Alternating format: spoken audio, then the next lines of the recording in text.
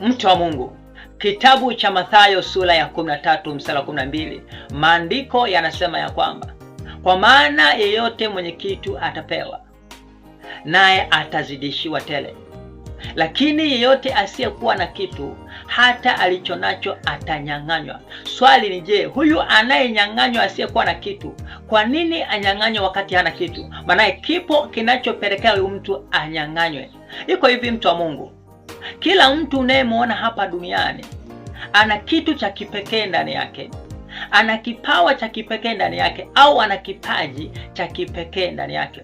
Kila mmoja unayemwona, mtu wa Mungu, maadamu yuko hai hapa duniani, kuna kipawa au kipaji ambacho aliumbwa nacho kutokea kwa Mungu na kazaliwa nacho kutokea kwa Mungu. Sasa andiko linaposema ya kwamba lakini yeyote asiyekuwa na kitu, hata alichonacho atanyang'anywa, kile anachonyang'anywa sio cha kimwili, ni cha kiroho.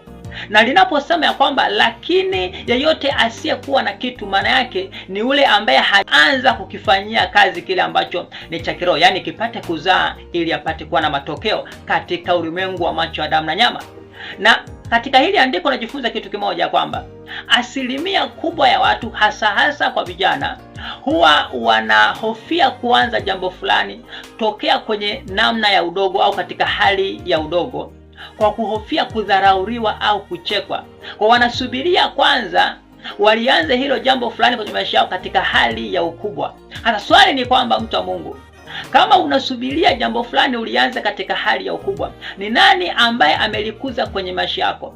Kwa sababu vijana wengi huwa wanaona aibu au haya, kwa sababu wanaogopa kudharauriwa au kuchekwa, kwa sababu kile ambacho wanataka kukianzisha kitaonekana katika hali ya udogo. Sasa wanasubiria kwanza ipatikane namna ya wao kulianzisha hilo jambo katika hali ya ukubwa. Hasa kama mtu wa Mungu unasubiria kwanza jambo fulani ulianzishe katika hali ya ukubwa, maana yake umekaa unasubiria katika namna hiyo au katika hali hiyo, maana yake unapoteza muda wako, kwa sababu hakuna chochote ambacho kilikuwa katika hali ya ukubwa hakikuanza katika hali ya udogo. Chochote ambacho kilikuwa katika hali ya ukubwa, maana yake kilipitia mchakato wa kukua katika namna ya kuanza katika hatua ya udogo.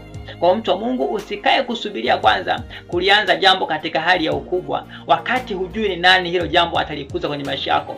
Mwenye kulikuza hilo jambo lio katika hali ya ukubwa ni wewe peke yako.